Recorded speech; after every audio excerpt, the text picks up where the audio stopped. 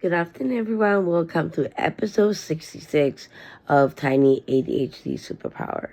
Today's episode is another interesting episode.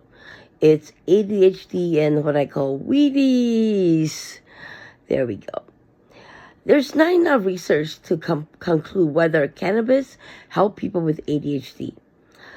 This includes microdosing or taking ultra-low doses of cannabis to help manage symptoms without a high.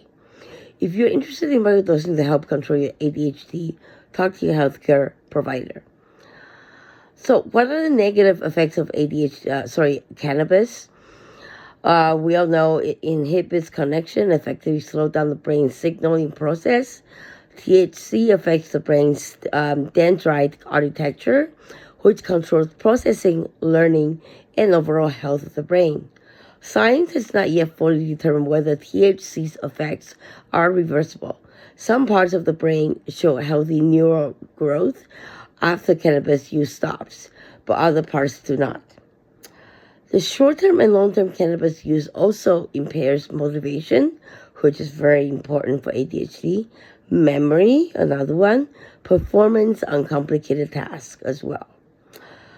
Cannabis use may also lead to the following health-related impairments: chronic bronchitis, chronic obstructive pulmonary disease, emphysema, cannabinoid hypertension syndrome, vomiting, dehydration, elevated resting, heart rate. Well, that's just like if you're like ODing, which is very rare.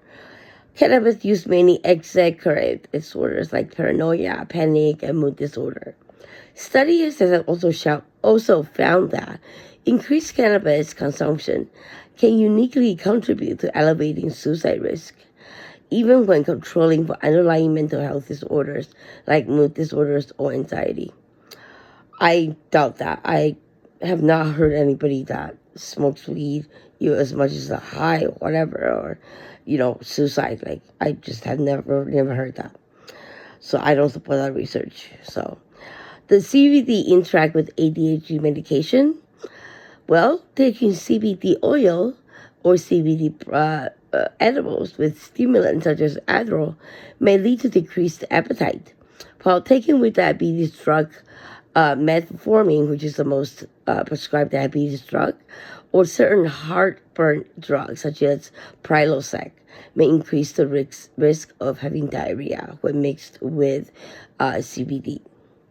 So, how does the cannabis affect the ADHD brain? Cannabis use impairs areas and functions of the brain that are also uniquely impaired by ADHD. The substance's negative effects are most harmful for developing brains. Many studies show that usage earlier in life, particularly before age 25, predicts worse outcomes. One study found that heavy marijuana use in adolescents was associated with a loss of 8 IQ points on average in adults around 10.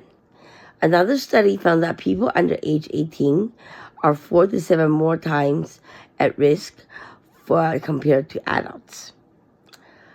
People with ADHD whose brain development is delayed by slowly maturing frontal lobes are thus more vulnerable to cannabis' effect on neurological connections.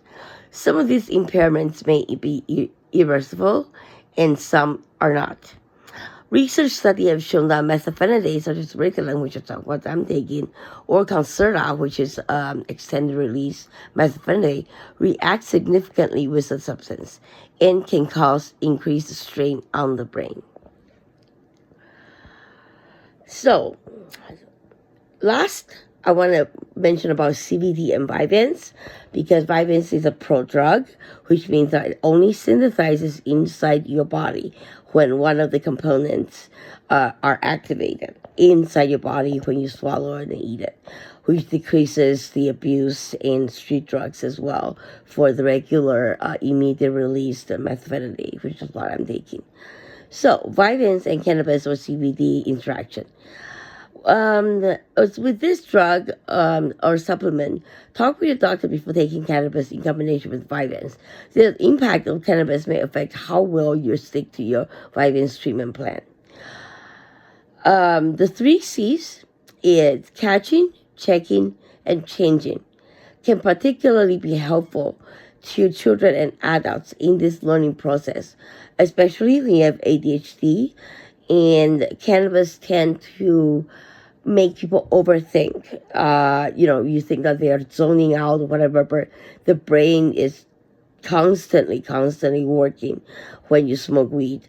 I don't know if it's just me because of ADHD. If anybody have answers, please let me know.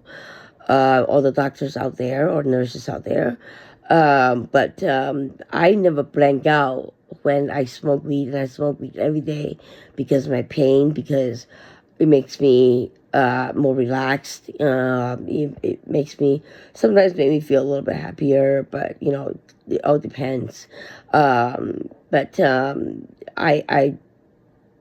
never heard of anybody overdose on cannabis or die from it that much, or having a car accident, so the more alternative from alcohol would definitely be cannabis.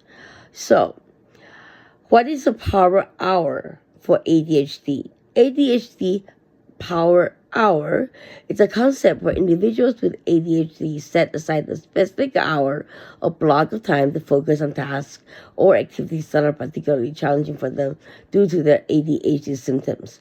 Now, how does that relate to marijuana?